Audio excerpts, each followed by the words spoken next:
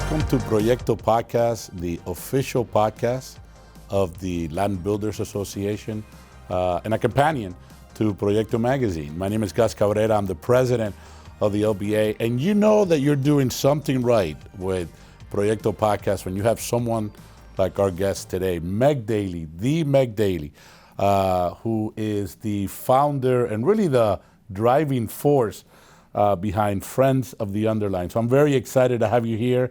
I was expecting you to be about 10 feet tall when you walked in. But I'm so happy you're here. I'm a big fan of the Underline, as I was sharing with you off camera. And I think a lot of our member companies, many of them, been participants in the project. Absolutely. Yeah, Hotwire Communications Exactly. is doing a lot of your work, and again, and a lot of our folks live in the area, so we're all looking forward to the finished product. Some of them are enjoying it already. So welcome. Thank you, Gus. It's so great to be here. And you're right. You know, this is a project of many, and Hotwire connected us, and Hotwire provides free to the community Wi-Fi, so you can go on the Underline 24 hours a day and get free Hotwire fiber and connectivity. So we were talking a little bit about the Highline off camera. I was a big fan of been a big fan of the Highline, and really enjoyed how the Highline became the Highline. Right? It was that park's about 1.5 miles long, beautiful park in New York that used to be an old elevated rail line. And I think I was telling you that as a baseball fan, I always like to understand the origins of the names, and that the reason why that line was elevated was because when it was at the ground level, it had a fair amount of accidents. And the name Dodgers, which today are the LA Dodgers, and before was the Brooklyn Dodgers, comes from the kids that would stand in front of the train and try to dodge it in that area. So back to that point of the origin of the idea, right? How this came to be. Walk us through your crusade, because it began, I think, it was just you, and I read where I think you broke your arms. You couldn't drive. That's all true. So you had to walk, right? And you had to take the metro rail. So walk me through that. Well, thank you. And it's a great question about, the walk. Yeah. Because that was part of the experience. I had a bike accident, and Miami-Dade County is known for being not a great place to bike, high mortality rate for cyclists and pedestrians. And I ended up walking below metro rail one day because I had to get to physical therapy near my home. And I was like, something about slowing down and not driving on US 1, just to orient people. I got off at the train at the Coconut Grove station and walked to 22nd. So anybody who lives in that neighborhood, but just, not driving down US 1 and sort of flying through or stuck in traffic and just trying to get where you need to go, that walking gave me the mental time to see things differently, which was the possibility, I think, the opportunity of what this land below Metro Rail could be. And it was kind of an aha moment, and I had nothing else to do with these broken arms. So I started talking about, hey, I have this crazy idea. And the more people I spoke to, the more people said, that's not a crazy idea, that's a great idea. And coming out of sales and marketing, it's hard, really unusual. 90% of the people say that's a great idea. Right. And so I just sort of locked on to other citizens, started with my father, knocked on doors, and what started as an idea really became a movement of really rethinking how we experience our city. And people are now, let me walk, let me bike, let my kids do these things, giving them the freedom, not dodging trains, right? So they're like those kids, but I think it's really become a movement of how do we renaturalize the urban core, and how do we connect with our neighbors and our community at large. And the Highline is 1.5 miles, but ours, the Underline, is 10 miles, right? It goes from the Miami River, Brickell, all the way to Dadeland. Dadeland South. And and I love the High Line. In fact, I love parks, and I experienced the High Line in 4 seasons. Oh, wow. I walked there in 19-degree weather in the winter, and in 90-degree weather in the summer, and it was always activated. So the story of the High Line is these 2 guys, Joshua David and Robert Hammond, lived in the neighborhood, and the train tracks were derelict and were going to be torn down.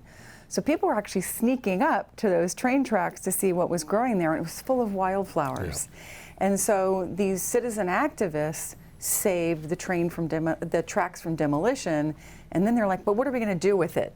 So that was the big idea. They did a wonderful RFP and invited ideas from urban planners, landscape designers, ended up hiring James Corner Field Operations, who we did as well.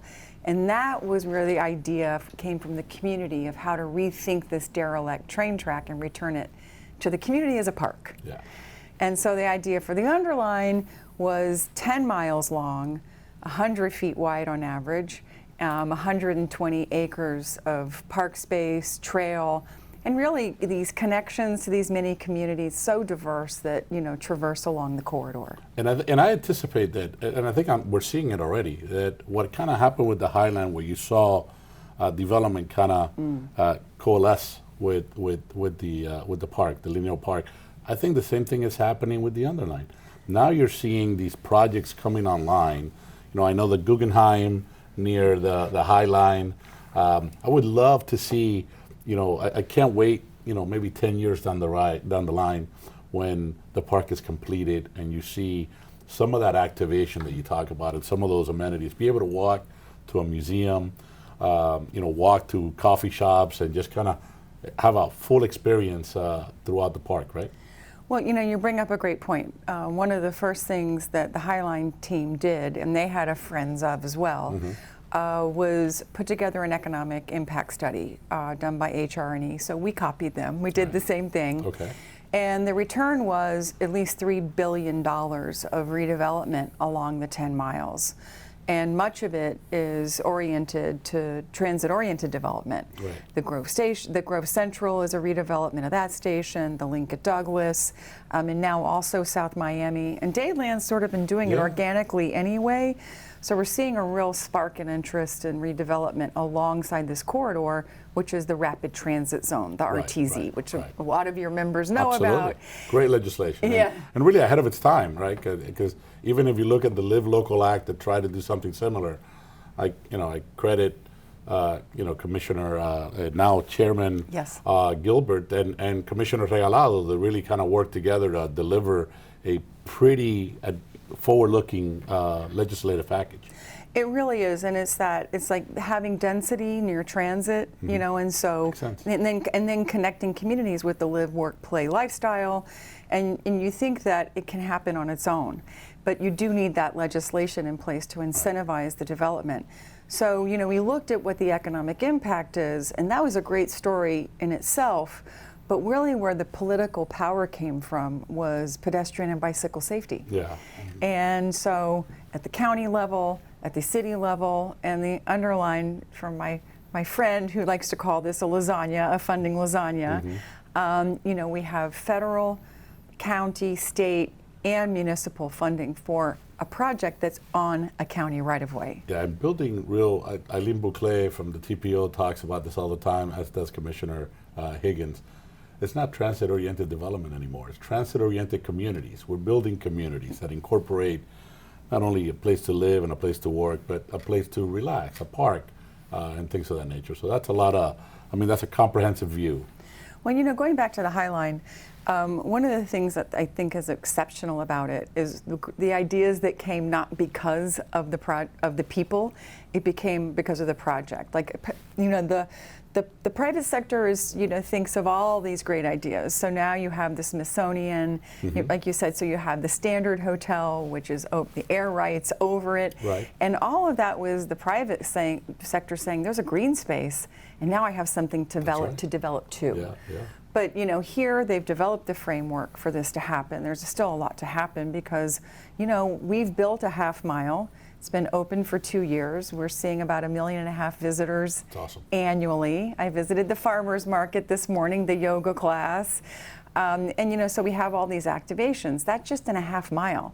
The next 2.25 miles are opening at the end of this year under construction, going through Silver Bluff, Shenandoah, the Rhodes neighborhoods. And that connects right to the top of US 1, where 95 stops at US 1 and then goes all the way to Dadeland as a 7-mile, the final phase, which is in design. And that's one of the reasons I reached out to you, was we really want the community to know what's coming in this 7 miles. Yeah, and that was going to be my next question, the status of it today. I know I've seen and I've been to the portion that's been completed. It looks great. Can't wait for that, portion that connects to I-95, because I think that's really going to be, again, it's just the way it's inside of an urban core setting. It's just such a unique experience, if you will. But really want to see the whole full completion. So I'm assuming that, these next 7 miles, right? Mm-hmm. What are the challenges that are coming from that? Well, the project's fully funded for construction. Super. The first phase was design, bid, build. The first phase was design, bid, build. The second phase was design, build, as is the third. Okay. So what we're seeing is this incredible speed that it's like, you're flying the plane as you're building it. And we have been in design since December, all starting with listening first. Did a series of 3 public meetings, represented by both Commissioner Higgins and Regalado. It's their district. Mm-hmm. And then they listened first, and let me tell you something, people came out, it's like it's all free, but we were at full capacity for all 3 meetings. What do you think the biggest demand was for recreational facilities? Wi-Fi. Pickleball. Pickleball. Pickleball. Wow. I would that would have been number 2. Exactly. Funny thing. So this year we just had our LBA fishing tournament, right? Fishing tournament.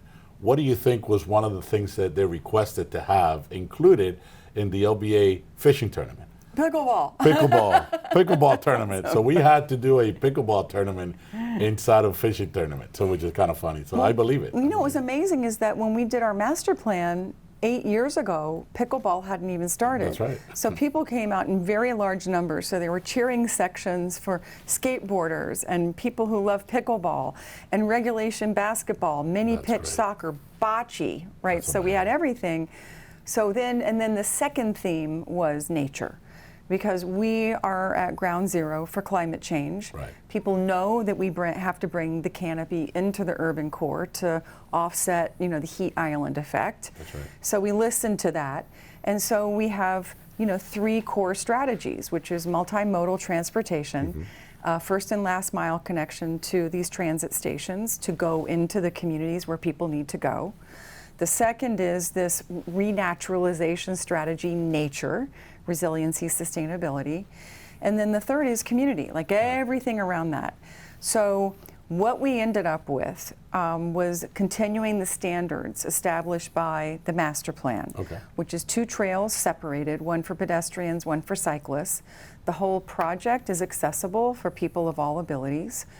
We have lighting, there is no lighting, there is no water, there is no infrastructure, so we have dark sky compliant lighting. And then we have to improve 25 intersections and make them more safe for people to go north, south, east, west. Right. So to do that, to make it simple, and I know your audience understands infrastructure, we're widening the crosswalks, we're adding more time for people to cross, more time for them to get into the crosswalk to be seen. And then all sorts of rapid flashing beacon stuff and early alert. And doing that on the 25 intersections. But what I'm really excited about Tell us. is this microforest strategy. Oh, wow. So it's a Japanese method called Miyawaki. And because Japan is such a small island and so many people, they found a way to make the plants grow faster, more dense, and more biodiverse. Wow. So they plant them really tightly. It's sort of counterintuitive. You think you're going to give your plants more time to grow. It's a running argument with my wife in her landscaping, by the way. She clusters them, and I tell them, you got to spread them out. So what we'll cut this part out of the. We'll cut this part out of the podcast. I'm listening to you. Is it makes them compete for the light above. Oh, wow. Okay. So they grow 10 times faster. And so then you have canopy more quickly. And because of that, you have sort of a broader canvas for birds, bees, butterflies, so they're more biodiverse. And then there's great opportunities for kids to learn about the forest that they see growing, quote unquote, in their lifetime, in a decade. Amazing. So then there'll be teaching opportunities around that. Yeah, yeah. Let me ask you one question that I and I'm excited about learning more, and can't wait for you to present, hopefully, to our board and I love that. share all this good information. But looking at Miami, look at South Florida. Do you see another place where we could do something like the Underline, another lineal park? And I ask because, for me, such a unique opportunity. But I also think like the islands along the medians along Biscayne Boulevard, that could be something like that. That same experience, walking in the middle of two transit roads, but kind of being in a park at the same time. I mean, Gus, you bring out a really good point, because we are a young city. Yes. And so we've grown very quickly. We're growing even faster now. I haven't done the comparison, but my family moved here in 1960. Okay. And the skyline is obviously completely different. And so rather than going to the edges of the county, looking at how we bring nature and livable streets to where we are. So there's a Neat Streets movement, which is led through the county. But I thinking of our roads as boulevards, like they've done in Paris, like the Champs-Élysées, the Venetian, where they've really a push for better biking facilities there. The Rickenbacker, there's a plan to bring parks and protected bike lanes called Plan Z. Right. But it does require zooming out, right? Because all of this has to connect. You don't build a road that stops at a cow pasture, right? You build a road that connects you to somewhere else. Right. So we have to be really, I think, committed to building our pedestrian and cycling infrastructure in a network way. Yeah. And that is countywide, and that's at 30,000 feet. There's a great initiative called Million Trees. There's also Million Orchids, so there are a lot of these organizations, and we really believe that we're all better together, and looking at things holistically in a planned view, so that can all happen. I think there's a great opportunity with the Smart Plan, Smart Program, that for every expansion corridor, there's also a corresponding bicycle and pedestrian facility, which is being done in the South Dade and the BRT. No, and I think, and when you mentioned Plan Z, Bernard Siskovich has been talking about this for so long, and he's a dear friend and really very passionate about that. I think kudos to him for, like you, being such a driving force behind something that we absolutely need. I do think the Smart Plan is something that we've been looking at from an association perspective. Something as simple as maybe rebranding or renaming the Metro Rail into something that's a little more or less cumbersome in syntax, if you will. Make it more attractive. But I love what you're doing. I love this park is going to revolutionize once it's completed. I think it's going to be a destination point for many people that come down. Well, you talked about being a connector, and so we connect to downtown, Vizcaya, University of Miami, a number of anchor institutions along the corridor. But like you said, more will come to it, once it's there. Yeah. So we have had some wonderful funders along the way. The Knight Foundation was a believer very early on. Obviously, the complicated political scenario that we've had incredible support across all of the governmental bodies. And it does take that. It does take, walking hand in hand to make these big projects happen, but they also have, I think, big projects should solve, big problems. Right. So, sort of sustainability, resiliency, transportation, mobility, safety, innovation, community. So putting it all together, they're hybrid, right? They're sort of stacked on top of each other, but they can do so much because of their complexity. Right. So I do think that there's a lot more to come, but let me tell you about phase 3. We're going to have regulation basketball, mini pitch soccer, 4 pickleball courts near University of Miami, 2 huge plazas for performances for all those kids and programs at the University of Miami. They can spill into this for pep rallies and stuff. And I got to put the kudos in for the not the kudos, the ask in for the magna schools of Miami-Dade Public Schools. My wife is the Visual and Performing Arts Academy lead teacher for Coral Reef High School, so those would be a great scenario. They can spill into this, and what we're finding is, we were like, oh, we have to program it all ourselves.